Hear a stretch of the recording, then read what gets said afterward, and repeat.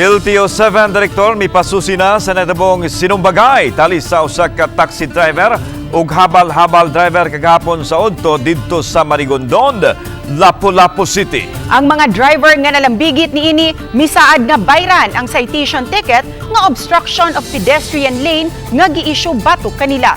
Tungsayran sa report ni Duan Mayruntina.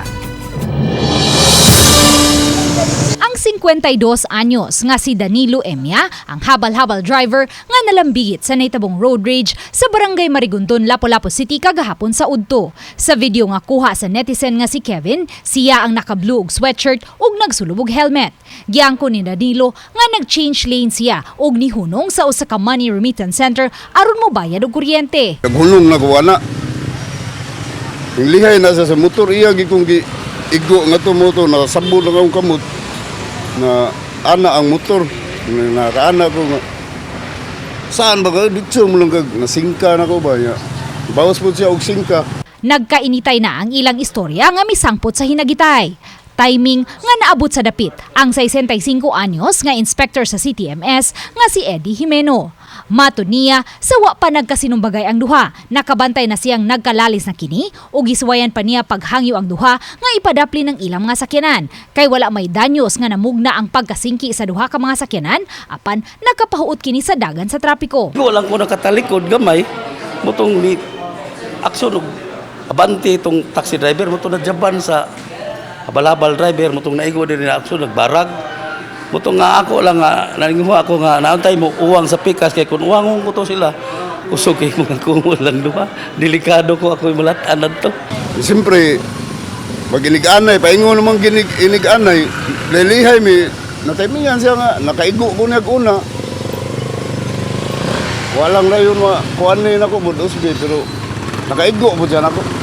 Sa pagkakutlo ning balita, wala pa makuha og habig ang nalambigit nga taxi driver.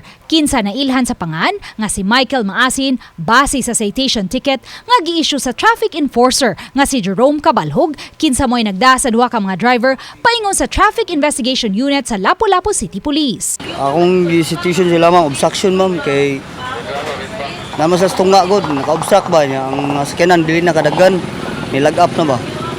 Muna akong gibuhat. Ako lagi da sa police station, pagkuman ako picture. Kaya para ma-flowing ang sakyanan.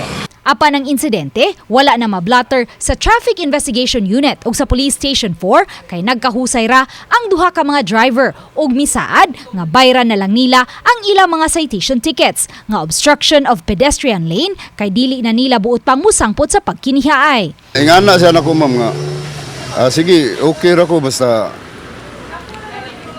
ika nalay bayad ani kay layo mo kuno sila ya. Ko sige ako nalay bayad ani. Di ko kumuang ko sayop to nako. Ang ako lang ba nga mahuman na among lalis. Samtang si LTO-7 Regional Director Glenn Galario may pasusi na sa insidente kung may kalambigitan ba sa lagda sa trapiko ang hinungdan sa ilang pagsinumbagay. I-show cause order na to sila. Di tanaw na to dayon kung nabay rason nga to ang i-issue sila o kanang violation nila. No? So di pa man po mag-issue cause order karon until nga mag-declare na po ng evidences. Uban ni Marlon Melgazo, Duan Mayruntina, Balitang Misda.